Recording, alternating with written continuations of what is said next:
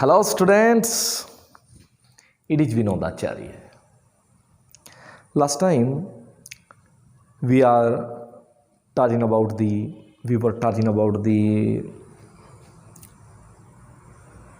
क्या पढ़ा था?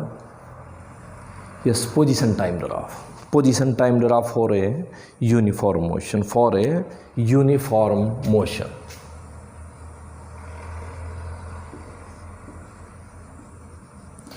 We have uniform motion in a straight line.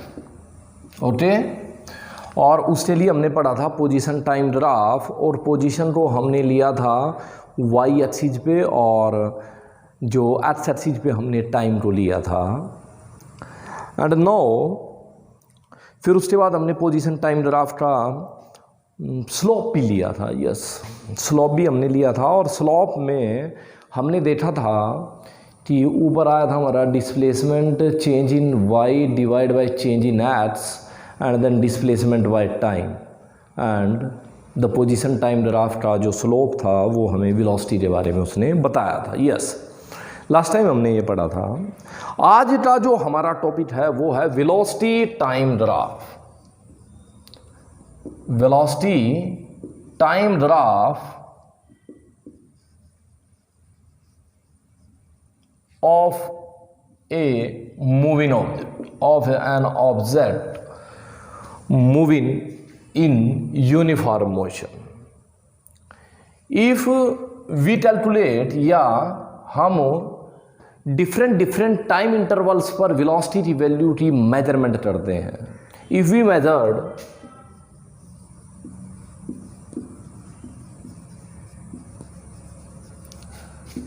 velocity of an object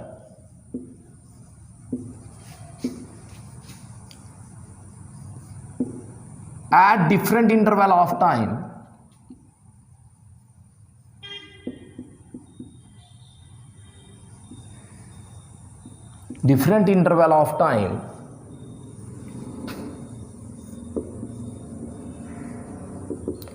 and dry graph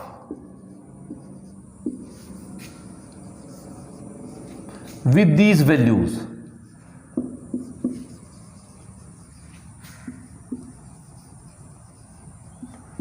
This graph is called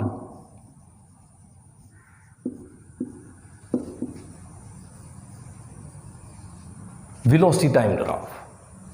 This graph is called velocity time graph.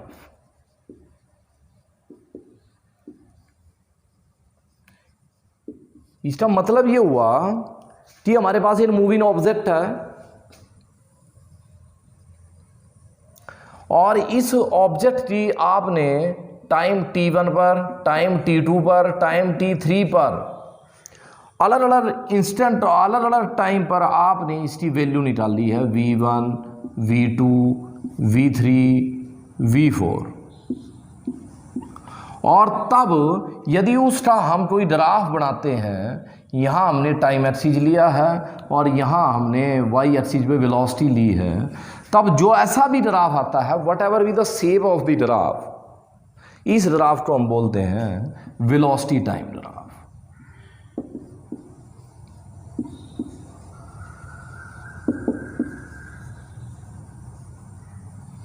ये हमारा graph क्या होता है? Velocity time graph.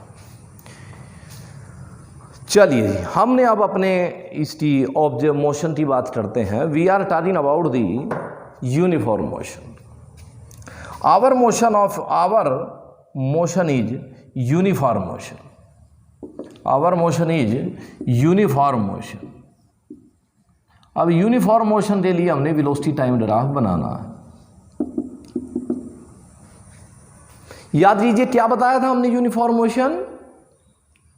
हमने uniform motion बताया था जिसमें velocity of the object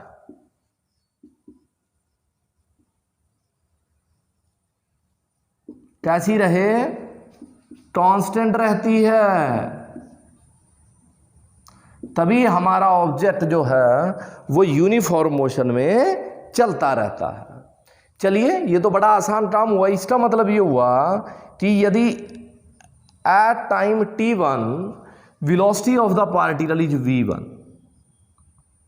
Okay, at time t2 the velocity of the particle is v1 and at time t3 the velocity of the particle is v1. yes, तभी तो velocity same रहेगी, हर बार velocity same आएगी. And then we have a velocity time graph for a uniform motion is like that.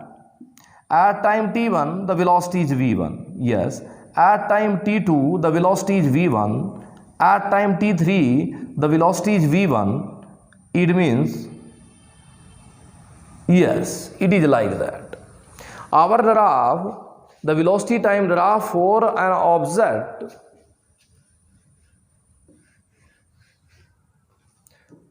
the velocity time graph of an object, velocity on the y-axis and time on the x-axis. The velocity time graph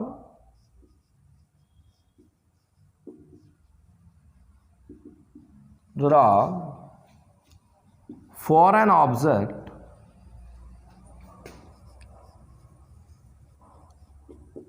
moving in uniform motion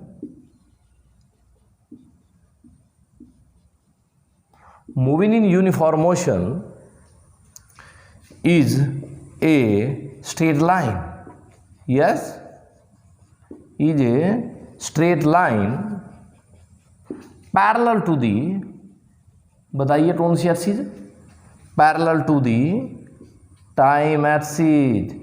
time axis के parallel हमारी सीधी line आती है, ये आई है हमारी, ये velocity हमारा ग्राफ आया. अब देखिए, अब हम क्या करते हैं इस ग्राफ का, चलिए यहाँ हमने पॉइंट माना है T1 और यहाँ माना है मैंने T2 और इस ऑब्जर्वेशन को आप ऊपर ले आइए ऐसे. ये जो ऑब्जर्वेशन पॉइंट था आपका T1 वाला, इसको ऊपर मिला दिया और इसको यहाँ मिला दिया. अब हमारे पास जो टाइम इंटरवल आया है वो ये आया T2 माइनस T1. यस, ये इतना. चलिए आप ना हम इससे नाम रखते हैं, ये हमारा ओरिजिन पॉइंट है, ये है A B C and D, A B C D, A B C D. अब हमारा ये एक ग्राफ आया है और इस कर्व के नीचे ये जो हमारी लाइन है, ये जो ग्राफ बना है, ग्राफ के नीचे जितना एरिया है, ग्राफ के नीचे जितना एरिया है उस एरिया को कैलकुलेट करना चाहता हूँ मैं. अब देखिए हम चाहते क्या है, दोबारा देखिए, प्रॉब्लम हमारी ये है कि हमें चीज़ समझ आ जाए कि हम चाहते क्या है. हमारे पास एक ग्राफ है, ये रहा वेलोसिटी टाइम ग्राफ है. अच्छा जी, ये ग्राफ ऐसा आया है, इस ग्राफ के नीचे जितना एरिया है वो निकालना है. अब इस ग्राफ के नीचे यदि एरिया निकालना है तो हमें एट लीस्ट कोई टाइम इंटरवल लेना होगा. ये टाइम इंटरवल ले लिया, इस टाइम इंटरवल के लिए हमने इसको दोनों को मिला लिया है और इस के नीचे हमने अब ये जो एरिया है, area under the curve in the time interval, in this time interval, इस दिस टाइम इंटरवल के दौरान इस कर्व के, इस ग्राफ के नीचे कितना एरिया होगा, ये कैलकुलेट करना चाहते हैं हम. ये हम मापना चाहते हैं, इसका रीजन क्या है वो अभी थोड़ी देर में पता चल जाएगा. चलिए जिसका अब हम इसका ग्राफ वो एरिया निकालते हैं, एरिया अंडर द कर्व. यदि हमारे पास ये क्या नजर आ रही है हमें, चलिए चाहे ये हो चाहे वो हो, ये हो रहा, ये हो रहा A B C and D, ये रेक्टेंगल है. Area under the curve during the time interval, area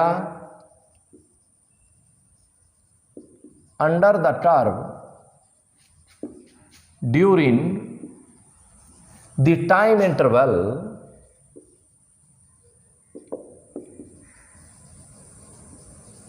T2 minus T1 during the time interval T2 minus T1 time interval में आप इस ग्राफ के अंडर जो एरिया आता है वो बताइए। चलिए जी, अब यदि हमने ये एरिया बताना है, इस एरिया को ध्यान में रखिए, इसका नाम रख दिया मैंने ABCD। ABCD और ABCD क्या है? एक आयत है। ABCD क्या है? एक आयत है। और एरिया ABCD का एरिया क्या बनेगा? लंबाई इंटू चौड़ाई। तो लंबाई ये मान लूं, लो जी, AB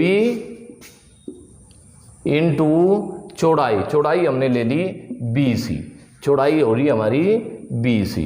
बताइए AB की वैल्यू कितनी है? AB की वैल्यू है ये है हमारा AB, और ये है हमारा AB। इट मीन्स ये क्या हुआ? ये वेलोसिटी की वैल्यू है। ये वेलोसिटी की वैल्यू, और कितनी ली थी हमने वेलोसिटी? चाहे इसमें हमने, चलो ये मान लिया, ये V1 वैल्यू थी, ये हमारी क्या थी? V1 वैल्यू थी। तो हमारी AB की वैल्यू आई V1 इंटू BC की वैल्यू क्या आई हमारी? T2 minus T1। देखिए BC, वहां जाइए, ये है हमारी BC, और ये किससे बराबर है? जितनी ये है। और टाइम एक्सिस पर इस ड्यूरेशन की वैल्यू, ये तो हमारा टाइम इंटरवल है, और ये हुआ हमारा T2 माइनस T1। यस, तो हमने हमारे यहाँ area under the curve ABCD जो आया है उसकी वैल्यू आई हमारी V into T2 minus T1। चलिए, इस जो हमारे पास जो ये आंसर आया है एरिया अंडर द कर्व, इसके बारे में हम सोचते हैं। ऑन दी अदर हैंड, देखिए ऊपर तो हमने निकाला area under the curve in the time interval T2 minus T1। अब इसके बारे में सोचते हैं। ऑन दी अदर हैंड, जो V1 into T2 minus T1 है वो क्या नजर आ रहा है? बताइए, क्या नजर आया ये? अरे भाई, ये है वेलोसिटी, ये है टाइम। वेलोसिटी और टाइम को मल्टीप्लाई कीजिए।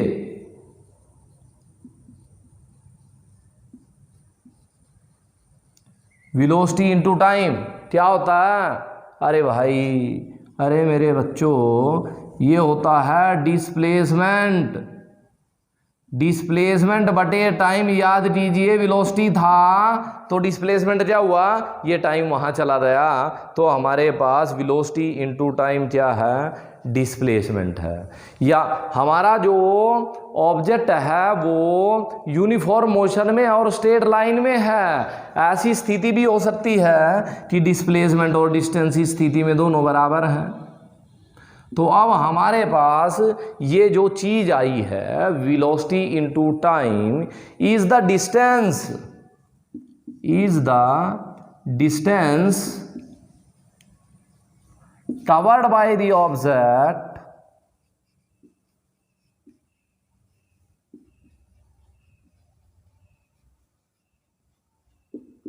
in the time interval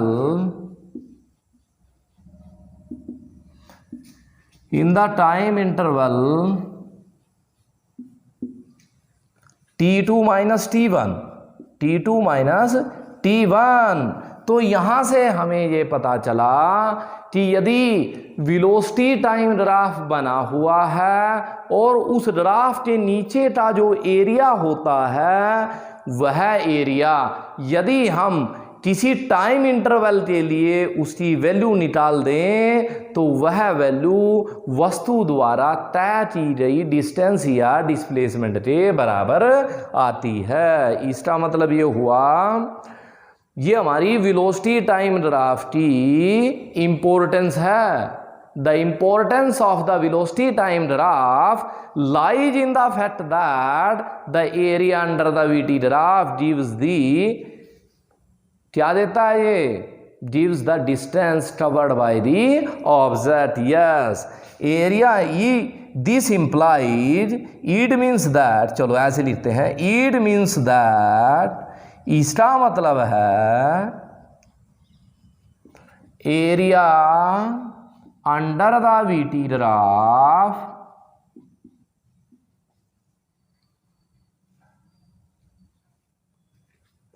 gives the देता है the distance covered by the object in a given interval, in a given interval। Given interval में हमारे पास जो हमने एरिया अंडर द कर्व निकाला है वो हमें क्या दे रहा है, बताइए, वो हमें क्या दे रहा है, distance covered by the object, the distance covered by the object. चलिए अब हम बात करते हैं कि हमने क्या सीखा। यूनिफॉर्म मोशन में जो हमारा वेलोसिटी टाइम ग्राफ है उसने हमें ये बताया कि पहली बात तो ये है कि यूनिफॉर्म मोशन के लिए वह एक स्ट्रेट लाइन होता है, यूनिफॉर्म मोशन के लिए वह एक स्ट्रेट लाइन होता है। और दूसरी जो खास बात हमें पता चली वो ये कि इस ग्राफ का जो एरिया होता है वो हमें डिस्टेंस के बारे में बताता है। तो पहली बात हमें ये पता चली कि it is a straight line,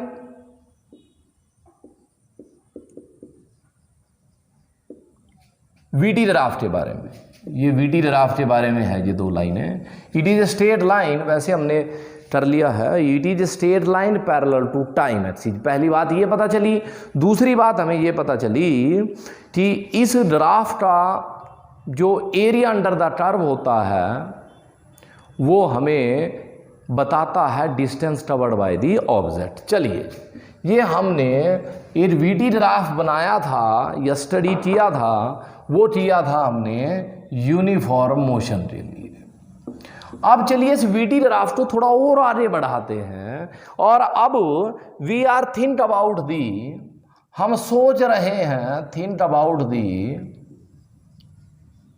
non uniform motion, non uniform motion. अब हमारा जो मोशन है, जो ऑब्जेक्ट है, वो नॉन यूनिफॉर्म मोशन से चल रहा है। इसका मतलब समझते हो आप नॉन यूनिफॉर्म मोशन का? इस नॉन यूनिफॉर्म मोशन का मतलब है कि आपके ऑब्जेक्ट की वेलोसिटी अब की बार कांस्टेंट नहीं है, अब की बार कांस्टेंट नहीं है। इसका मतलब ये हुआ कि velocity of the object changes with time, velocity of the object changes with time in uniform motion.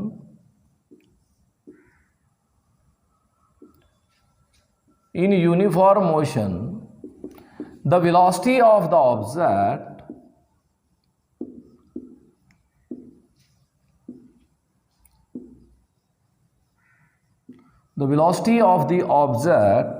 changes with time.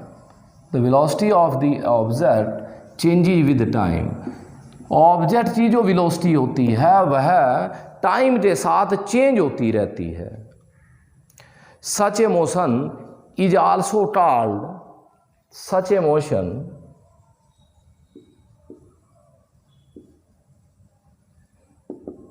also called accelerated motion,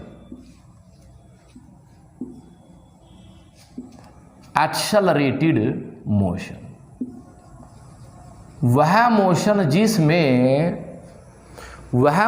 जिसमें एक्सेलरेशन हो, वह मोशन जिसमें एक्सेलरेशन हो। एक नई टर्म हमारे पास आई है, नॉन यूनिफॉर्म मोशन को एक्सेलरेटेड मोशन कहते हैं। और एक्सेलरेटेड मोशन वो होता है जिसमें एक्सेलरेशन होता है। याद कीजिए एक्सेलरेशन वेलोसिटी अपॉन टाइम, बताया था ना हमने फर्स्ट यूनिट में। Yes, change in velocity divide by time. चलिए हम पहले अपनी वीटी ग्राफ के बारे में ही बात करते हैं। हमने ऐसे, हमारे पास ये वेलोसिटी वाली एक्सिस है और ये हमारी टाइम की एक्सिस। टाइम हमने एक्स एक्सिस पर लिया है और वेलोसिटी हमने वाई एक्सिस पर ली है। तो बताइए ये हमारा, अब इसको नॉन यूनिफॉर्म मोशन के लिए बनाना है। यहाँ मैंने लिख दिया the VT graph is for the non uniform motion. It is the non uniform motion. It means यदि वेलोसिटी सेम रहती तो ऐसे होता है, याद लीजिए यूनिफॉर्म मोशन के लिए ये ग्राफ हमारा ऐसे बना था, है ना, velocity of the particle remains constant at every time. पर अब की बार जो हमारी जो वो नॉन यूनिफॉर्म मोशन के लिए हमने बनाया है वो हमने ऐसे बना दिया। ये लो, ये हमारी वेलोसिटी जो है वो चेंज होती जा रही है, हमारी जो वेलोसिटी है वो चेंज होती जा रही है। अब ये हमारे पास ये ग्राफ आया है, मेरी बात ध्यान से समझिए। वेलोसिटी टाइम ग्राफ थोड़ी देर पहले हमारा ऐसे सीधी लाइन था और वहाँ से हमने ये बता दिया था कि वेलोसिटी टाइम ग्राफ किसी यदि ऑब्जेक्ट का हमारे पास है जो मोशन में है और उसका एरिया अंडर द कर्व, उस ग्राफ के नीचे का एरिया हम निकालते हैं तो वह ऑब्जेक्ट द्वारा तय की गई डिस्टेंस के बराबर आता है। अब यहाँ से नई बात हमने पता चलेगी कि हमारे पास ये जो हमारा ग्राफ आया है यह नॉन यूनिफॉर्म मोशन के लिए आया है और इसमें मैंने यहाँ ऐसे दो इंटरवल बना लिए हैं। ये पहला टाइम इंटरवल है t1 और उसके कॉरस्पॉन्डिंग हमारी वेलोसिटी है v1। फिर हमने दूसरा टाइम इंटरवल लिया है और I call it t2 and the velocity of the object at time t2 is v2। तो यहाँ हम ऐसे लिखेंगे consider an object moves in non uniform motion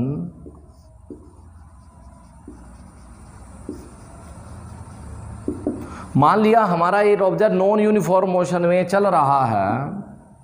let us assume that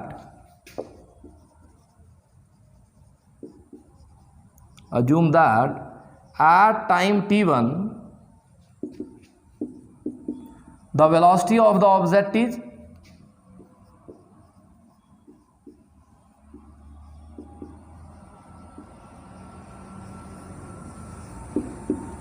the velocity of the object is v1 and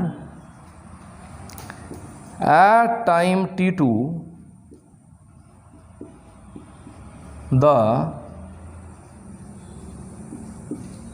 velocity is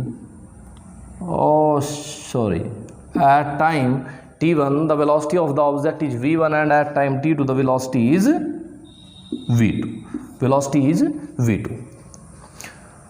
find out the slope of this graph. एक बात और मैं बीच में बोलना चाहता हूं कि जिस एज में आप हैं, जो उम्र आप पर है, इस उम्र में एनर्जी बहुत होती है।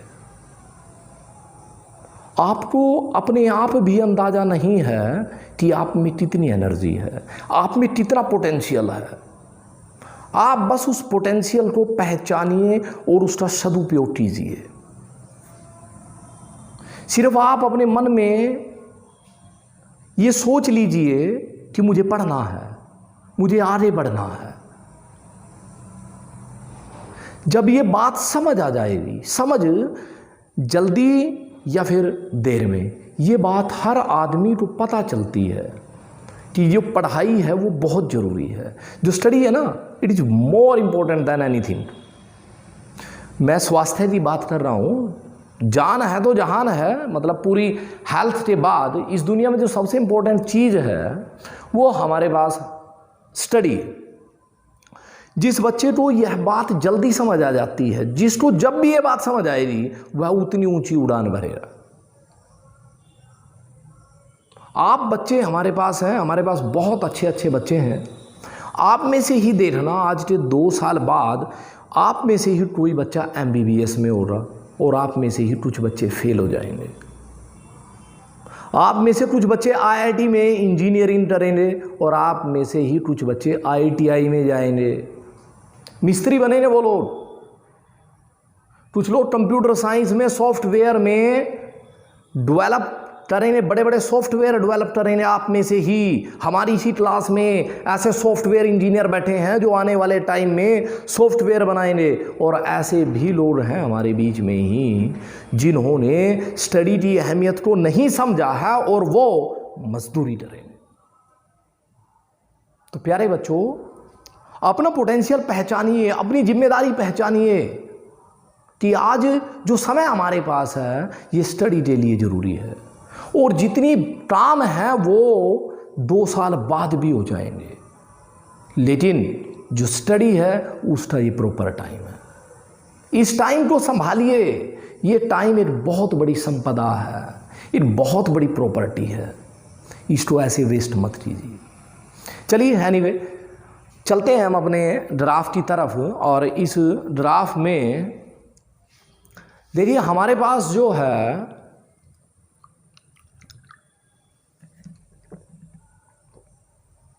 मैं पानी पी रहा हूँ, पानी पी लूँ एक बार।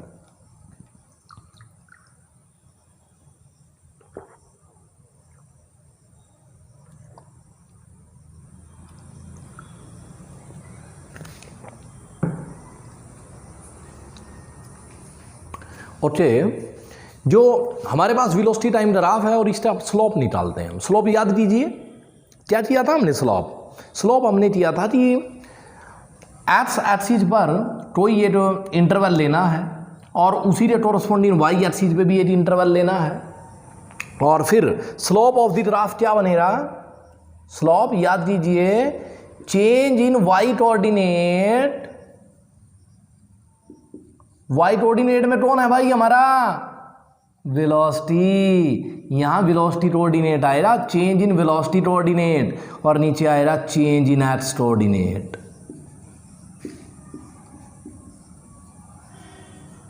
यस, अरे स्लोप लेना अब तो आ गया होगा, अब तो बहुत बार स्लोप ले लिया है। चेंज कितना आया बताइए? अरे ये बता दो, ये हुआ V2 minus V1। Yes, change आया V2 माइनस V1। इसे भी बता दो, ये भी है T2 माइनस T1। यस, तो हमारे पास ये आया V2 minus V1 divide by T2 minus T1। Yes, ये हमारा स्लोप आया। और V2 माइनस V1 स्लोप बराबर आया V2 माइनस V1। अरे ये तो है चेंज इन वेलोसिटी। यस, है या नहीं? Change in velocity divide by time interval, divide by time interval. अरे याद कीजिए, पहली यूनिट में हमने एक डायमेंशनल क्वांटिटी देखी थी जिसका फॉर्मूला था change in velocity divide by time, and the name of this physical quantity is the acceleration. Yes, acceleration पढ़ी है हमने, तो हिंदी मीडियम वालों ने भी पढ़ा था ये 9th में, त्वरण। यस, चलो जी, अब इसका मतलब ये हुआ, पहले हमें वेलोसिटी टाइम ग्राफ के बारे में एक बात पता चली थी कि इस ग्राफ के जो अंडर एरिया आता है वह हमें वस्तु द्वारा, ऑब्जेक्ट द्वारा कवर किए गए डिस्टेंस के बारे में बताता है। पर अब हमें ये पता चला कि यदि वेलोसिटी टाइम ग्राफ का हम स्लोप ले लें तो वह हमें क्या बताता है? बताइए क्या बताता है? वह हमें ऑब्जेक्ट के एक्सेलरेशन के बारे में बताता है। The slope of the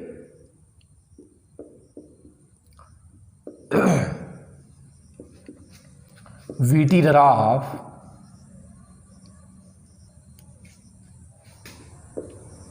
tells about the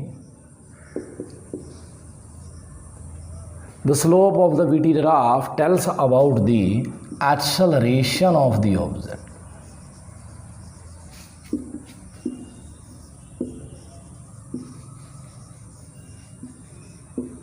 yes अब ये देखिए वीटी ग्राफ की हमें दो वो पता चली हैं कि हमें ये एक्सेलरेशन के बारे में बताता है। देखिए यदि हम उस ग्राफ का स्लोप ले लें तो यह हमें एक्सेलरेशन के बारे में बताता है, और यदि हम उसका एरिया अंडर द कर्व ले लें तो वह हमें डिस्टेंस के बारे में बताता है। यह हमारी वेलोसिटी टाइम ग्राफ की इम्पोर्टेंस है।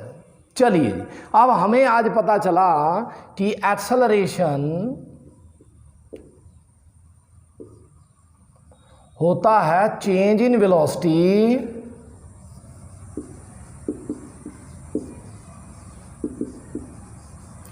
Divide by time. तो हमने लिखा ये नया टॉपिक हमें मिला है, acceleration is defined as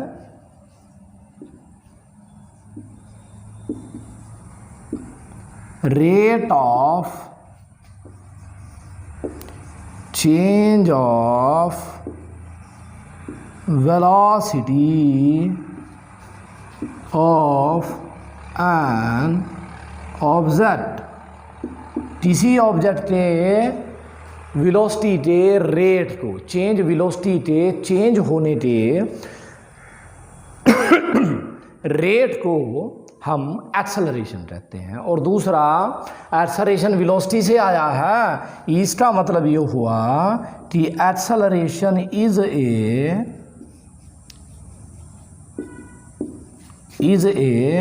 vector quantity. Acceleration is a vector quantity. अच्छा एक बात पता चल रही है आपको कि किसी भी मोशन में एक्सेलरेशन तब होगा यदि वेलोसिटी चेंज होगी। यदि यूनिफॉर्म है, चेंज नहीं हो रहा, चेंज इन वेलोसिटी जीरो आई तो फिर तो जीरो हो जाएगा एक्सेलरेशन। यस एक्सेलरेशन जीरो होता है किसका, यूनिफॉर्म मोशन में। If the object is in the uniform motion, यदि ऑब्जेक्ट यूनिफॉर्म मोशन में है तो हमारा एक्सेलरेशन जीरो होता है। तो acceleration is a vector quantity. Yes दूसरा इसकी यूनिट बताइए। यूनिट है इसकी वेलोसिटी बाय टाइम का फॉर्मूला है। वेलोसिटी क्या होती है यूनिट, मीटर पर सेकंड, और टाइम की सेकंड, ये हो गया मीटर पर सेकंड -2, ये मीटर पर सेकंड स्क्वायर। यस दूसरा कि यदि अब हमारे पास जो एक्सेलरेशन है उसकी तीन वैल्यूज हो सकती हैं। एक्सेलरेशन की तीन वैल्यूज हो सकती हैं। एक्सेलरेशन पॉजिटिव भी हो सकता है, एक्सेलरेशन नेगेटिव भी हो सकता है, और एक्सेलरेशन जीरो भी हो सकता है। एक्सेलरेशन होता है वेलोसिटी का चेंज होना। यदि वेलोसिटी चेंज होकर बढ़ रही है, if the velocity of an object is increasing then the acceleration is positive. If the velocity of an object is increasing, then the acceleration of the object is positive। लिखिए if the velocity of, इसका example क्या हो रहा, ये मान लो जी हमारे पास जो object है उसकी वेलोसिटी पहले देखी हमने 4 मीटर पर सेकंड है, फिर हुई वो 5 मीटर पर सेकंड, फिर हो रही वो 6 मीटर पर सेकंड। ये देखिए वेलोसिटी चेंज है, इसका मतलब एक्सेलरेशन है, और एक्सेलरेशन भी कैसा है, पॉजिटिव एक्सेलरेशन है। अभी देखिए आगे मैंने लिखा है if the velocity of an object is decreasing with time, यहां भी आएगा with time, decreasing with time, then the acceleration is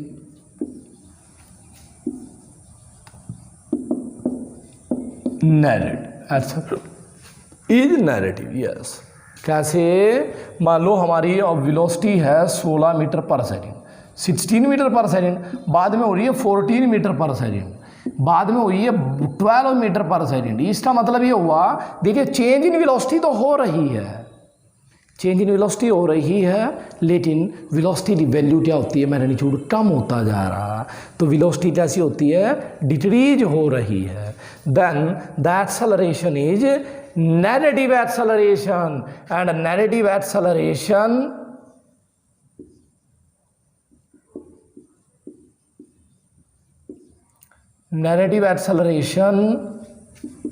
is also called deceleration। इसको डीएक्सेलरेशन भी कहते हैं और साथ में रिटार्डेशन भी कहते हैं। रिटार्ड मैंने है होता है रोकना, रिटार्डेशन धीरे धीरे रुकी जाएगी, रिटार्डेशन, इसको हम रिटार्डेशन भी बोलते हैं।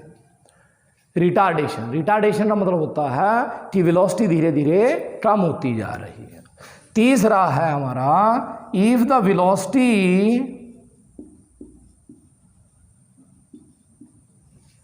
ऑफ द ऑब्जेक्ट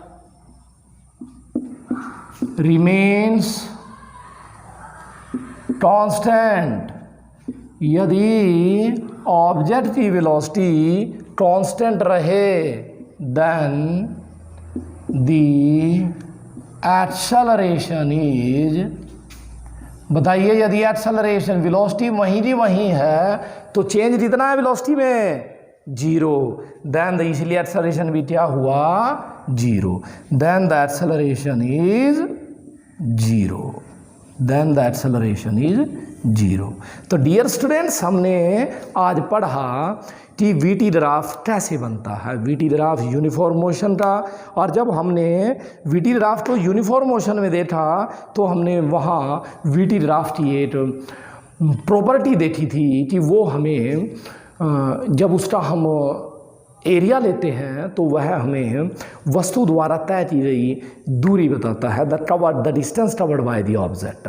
और यही वीटी ग्राफ जब हमने नॉन यूनिफॉर्म के लिए बनाया तो हमें एक नई बात पता चली, हमें पता चला कि वीटी ग्राफ का स्लोप लेने से हमें ऑब्जेक्ट का एक्सेलरेशन पता चलता है। और फिर हमने एक्सेलरेशन के बारे में पढ़ा और हमने देखा कि एक्सेलरेशन एक वेक्टर क्वांटिटी है और साथ में यह पॉजिटिव भी हो सकता है, नेगेटिव भी हो सकता है और ये 0 भी हो सकता है। Okay dear students, okay.